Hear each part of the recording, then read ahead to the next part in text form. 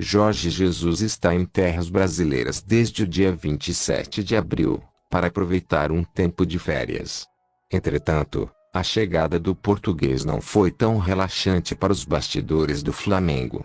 Acontece que o ex-técnico rubro-negro deu declarações em entrevistas recentes, assumindo seu desejo de retornar ao ninho do urubu.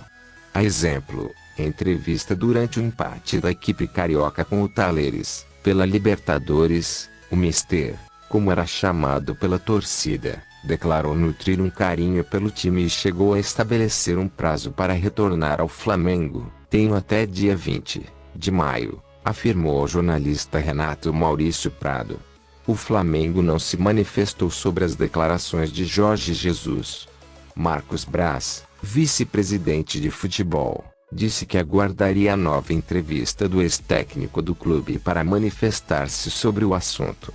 Porém, segundo a apuração da setorista Paula Matos, da coluna do Fla, JJ afirmou que iria tirar Paulo Souza do comando flamenguista. Ainda de acordo com as informações da coluna, Jorge Jesus chegou ao Brasil determinado a voltar ao comando técnico do mais querido.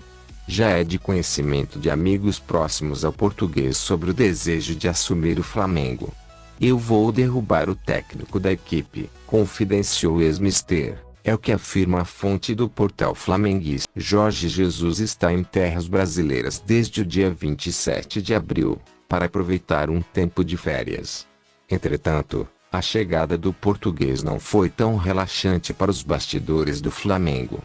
Acontece que o ex-técnico rubro-negro deu declarações em entrevistas recentes, assumindo seu desejo de retornar ao ninho do urubu.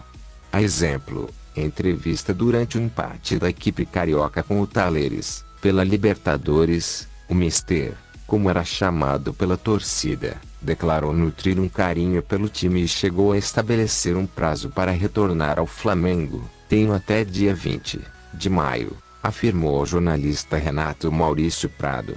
O Flamengo não se manifestou sobre as declarações de Jorge Jesus. Marcos Braz, vice-presidente de futebol, disse que aguardaria a nova entrevista do ex-técnico do clube para manifestar-se sobre o assunto. Porém, segundo a apuração da setorista Paula Matos, da coluna do Fla, JJ afirmou que iria tirar Paulo Souza do comando flamenguista. Ainda de acordo com as informações da coluna, Jorge Jesus chegou ao Brasil determinado a voltar ao comando técnico do mais querido.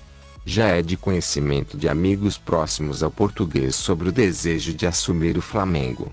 Eu vou derrubar o técnico da equipe, confidenciou o ex-mister, é o que afirma a fonte do portal flamenguista.